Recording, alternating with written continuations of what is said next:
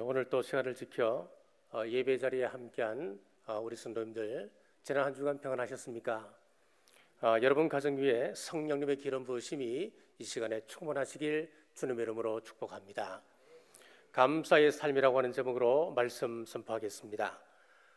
골로새 교회는 바울의 제자였던 에바프로가 개척했던 교회였습니다. 처음에는 아름다운 교회로 소문이 났습니다만은 시간이 지나면서 이단 사상에 의해 혼란에 빠지게 되었습니다. 당시 사도 바울은 감옥에 있었는데 바울은 골로새 교회가 이단 사상에 휩쓸려서 어렵게 됐다는 이야기를 듣고 바른 믿음 위에 세우고자 편지를 기록하게 되었습니다.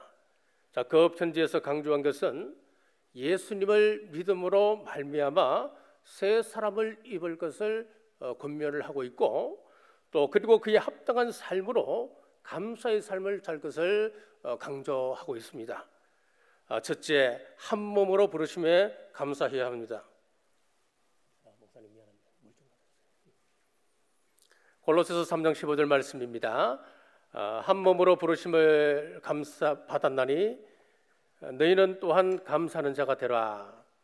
한 몸으로 부르심에 감사하라, 이 말씀은 교회로 부르심에 감사하라, 그 말입니다. 교회란 헬라어로 에클레시아입니다.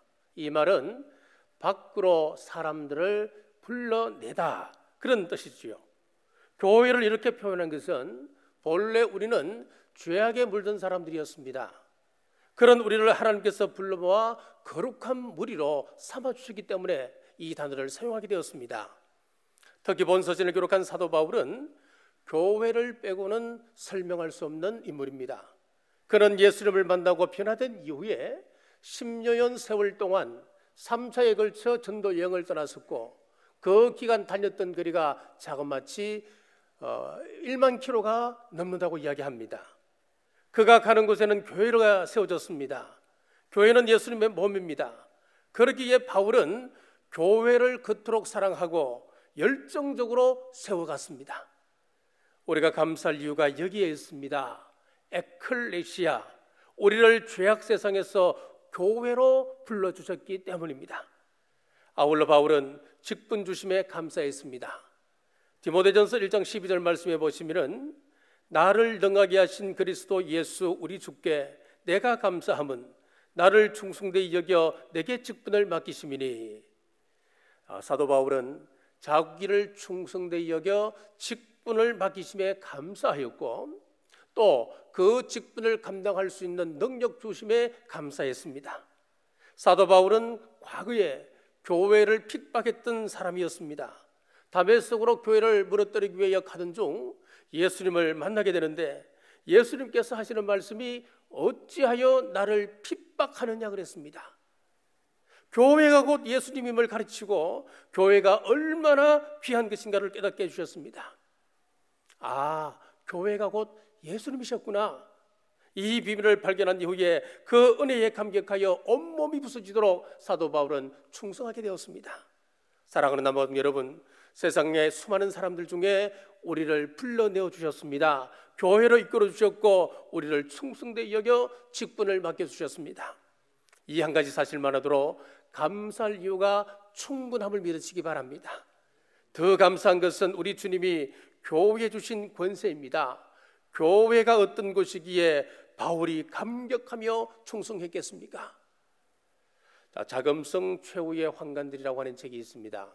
이 책은 청나라 말 철의 여인이라 불려지는 서태후의 모습을 환관들이 기록한 책입니다. 그러나 그녀는 자신이 가진 권력을 가지고 온갖 부귀영화를 누렸습니다. 자기에 대해 반대하는 사람들에 대해서는 잔인하게 이를 데 없는 방법으로 숙청해 나갔습니다. 심지어는 자신의 대소변을 먹이까지 했습니다. 그녀는 오래 살고 싶어서 출산한 여인 2사람을 자기 양옆에 눕혀놓고 그들로 하여금 젖을 받아 먹었다고 합니다. 그러나 그녀는 성인병인 화류병에 걸려서 급사하였고, 이로 인해 청나라는 급격히 몰락해져 갔습니다. 어디 서태후뿐이겠습니까? 사람들이 추구하는 영광, 사람들이 구하는 권세, 명예 다 똑같습니다. 세상의 권력은 영원하지 않습니다. 자, 이 세상의 최강의 권세는 왕의 세력도 그리고 제국의 세력도 막을 수가 없습니다. 최강의 권세는 사망 권세입니다. 죽음의 권세입니다. 음부의 권세입니다. 이 권세 앞에 나라도 황제도 제국도 무참히 무너져 갔습니다. 하지만 사망 권세, 음부의 권세를 이긴 권세가 있습니다. 바로 예수 그리스도입니다. 그는 십자가에 죽으셨지만은 사흘 만에 부활하심으로 이 권세를 깨뜨리셨습니다. 그 예수님께서 교회는 내 몸이다 하셨습니다. 그리고 주님의 몸된 교회에도 똑같은 권세를 주셨습니다. 마태복음 16장 18절에서 19절 말씀입니다. 또 내가 네게 이르노니 너는 베드로라. 내가 이 반석 위에 내 교회를 세우리니 음부의 권세가 이기지 못하리라. 내가 천국 열쇠를 내게 주리니 내가 땅에서 무엇이든지 매면 하늘에서도 매일 것이요 내가 땅에서 무엇이든지 풀면 하늘에서도 풀리리라 하시고, 우리 주님은 교회를 통하여 일하십니다. 교회를 통해 음부의 권세를 이기게 하셨습니다. 황제도 제국도 이기지 못한 사망 권세를 교회가 이길 수 있는 이유는 무엇이냐 하면은 우리 예수님께서 읽었던 말씀처럼 천국 열쇠를 교회에 주셨기 때문입니다. 그러니 우리가 교회에 부름받은 것 얼마나 감사합니까? 이 교회와 한 몸 되게 하심을 기억하고 이 영광에 감사하는 우리 남부의 모든 권속들 되시길 주님의 이름으로 축복합니다. 둘째, 감사는 예수님 이름으로 해야 합니다. 골로새서 3장 17절입니다. 다 주 예수의 이름으로 하고 그를 힘입어 하나님 아버지께 감사하라. 자, 예수님 이름으로 하나님께 감사하라 그랬습니다. 우리 주님은 몇 가지 이름을 가지고 계시지요. 첫째는 예수라고 하는 이름입니다. 그 뜻을 보면 자기 백성을 구원하실 자, 그런 뜻을 가지고 있습니다. 두 번째는 그리스도라고 하는 이름을 가지고 있습니다. 그 뜻은 기름 부음을 받은 자라는 뜻입니다. 자, 구약시대에 보면은 기름 부음을 받은 그런 직분들이 있습니다. 첫째는 왕입니다. 왕은 통치자입니다. 제사장은 중보자입니다.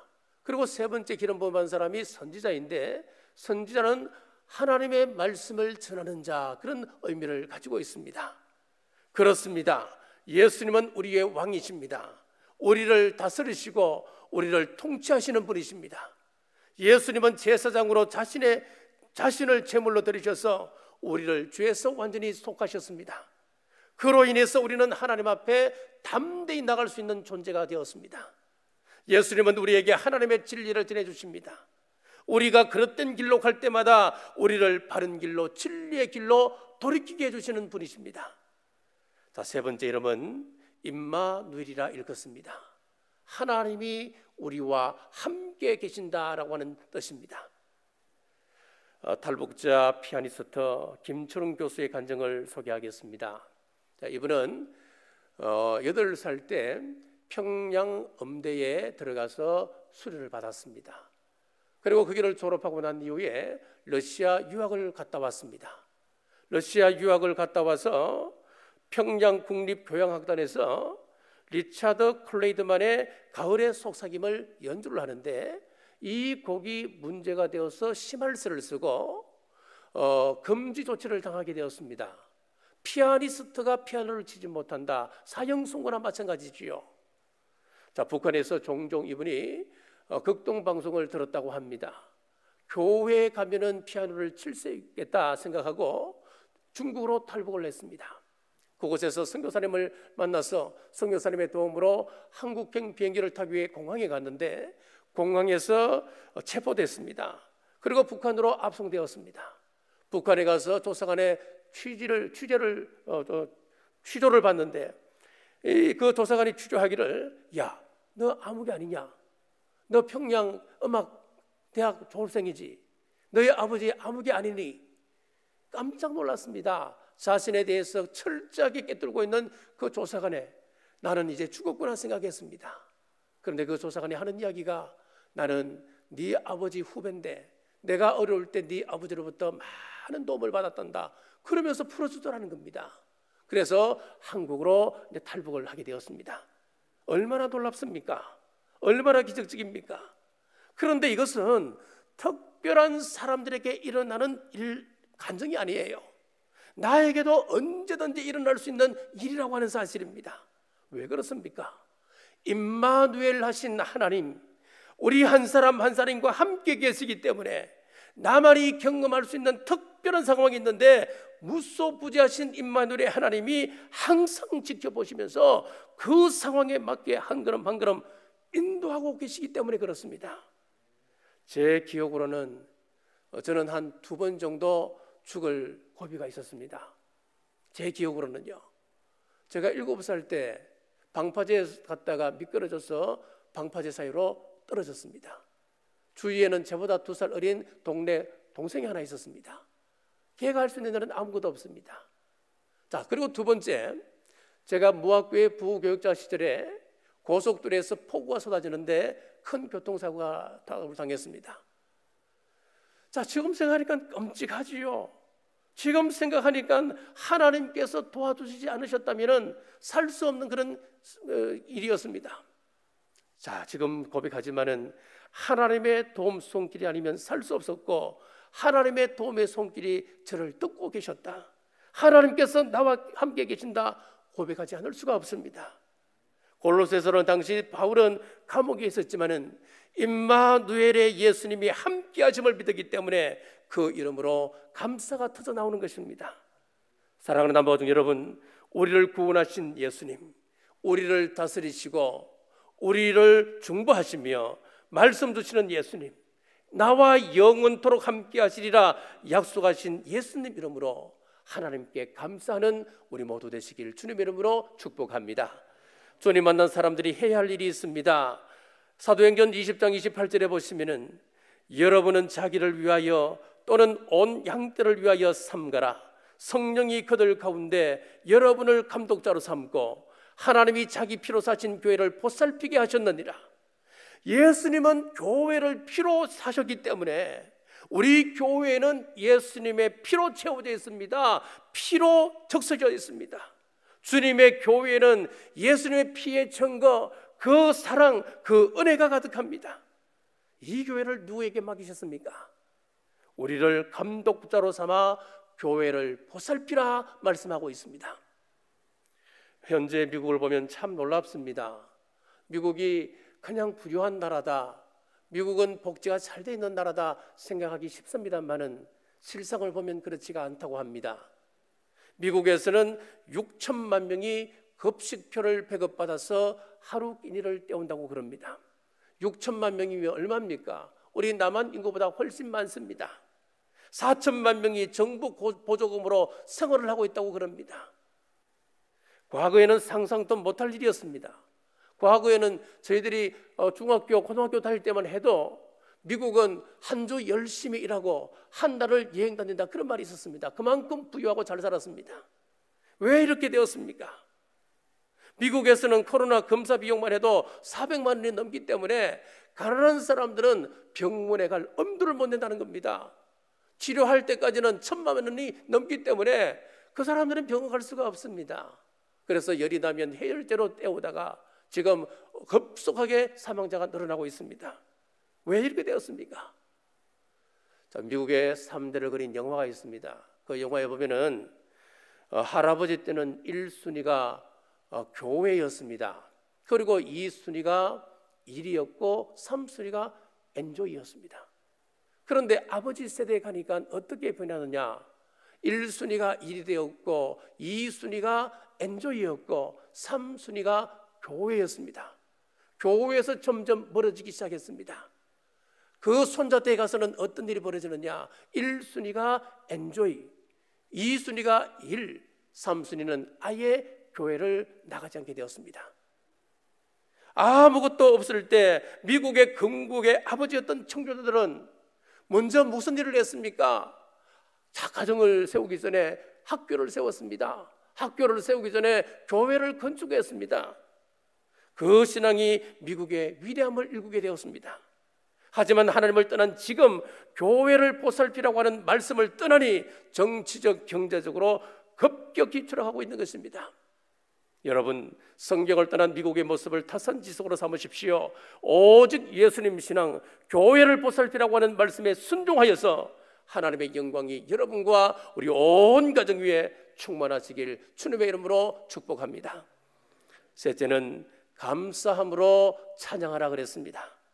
골로새서 3장 16절입니다. 감사하는 마음으로 하나님을 찬양하고, 찬양은 곧 제사입니다. 찬양은 곧 예배이기도 합니다. 찬양은 우리 삶이기도 합니다. 이 시대는 마지막 때입니다. 시대가 점점 악해져서 사람들의 생각과 가치관이 감사로부터 멀어지고 있습니다. 찬양으로부터 멀어지고 있습니다. 사람들마다 원망과 불평과 짜증이 가득합니다. 이러한 때 우리 그리스도인들은 감사와 찬양으로 구별된 삶을 살아야 합니다. 감사와 찬양으로 성도됨을 드러낼 수 있어야 합니다. 찬양의 삶을 살면 주시는 복이 있습니다. 로마서 6장 22절입니다. 그러나 이제는 너희가 죄로부터 해방되고 하나님께 종이 되어 거룩함에 이르는 열매를 맺었으니 그 마지막은 영생이라. 자, 우리가 하나님 앞에 찬양하는 삶을 드리게 되면은 우리를 죄에서 해방시켜 주신다 말씀합니다. 그리고 거룩의 열매를 맺게 하신다 그랬습니다. 그리고 궁극적으로는 영생을 허락하신다. 굉장한 말씀을 하고 계셔요. 자, 우리 현대인들은 철저히 나 중심의 삶을 살아갑니다. 이것을 아이싱킹, 그렇게 이야기를 합니다. 내가 노래하여 내가 왕이 되고 내가 복을 받고 내가 잘 되는 것을 확신하는 자기 긍정의 삶에 빗대는 이야기지요. 한때 유행했던 설교 중에 하나가 긍정적 사고였습니다. 아이싱킹 설교라 할 수가 있습니다. 미국 휴스턴 레이크우드 교회의 조엘 오스틴 목사는 항상 예배 시간마다 나는 할 수 있습니다, 여러분들은 할 수 있습니다, 적극적이고 긍정적인 사고를 강조를 했습니다. 자기 축복, 자기 성공 강조를 했습니다. 물론 이것이 필요할 수도 있습니다. 하지만 이것만 강조하면 교회의 본질은 무너져버리고 마는 것입니다. 이와는 반대로 상대방 중심의 삶이 있습니다. 이것을 유싱킹, 그렇게 이야기합니다. 자, 출산한 지 이틀밖에 되지 않는 어머니가 일어나서 밥을 준비합니다. 왜 그럴까요? 그에게는 3살 난 아들이 있기 때문에 그렇습니다.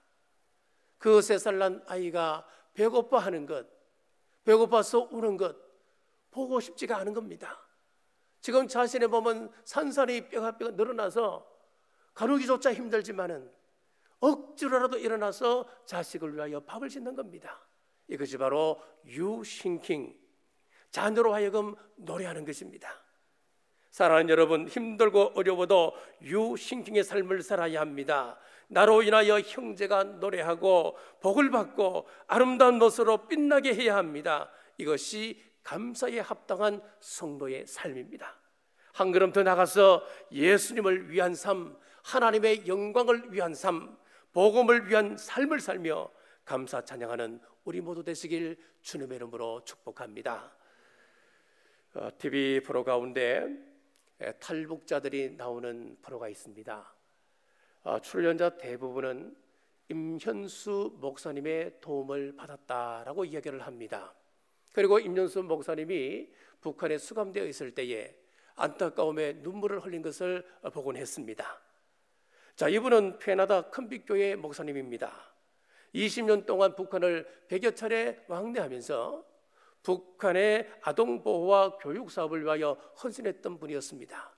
그런데 2015년에 체제 정복을 꾀했다고 하는 혐의로 체포되어서 감옥에서 옥살이를 하다가 2017년 8월 9일 날 이제 해석방이 되었습니다. 자, 이 임현수 목사님이 최근 페북에 올린 글을 요약해서 소개하겠습니다.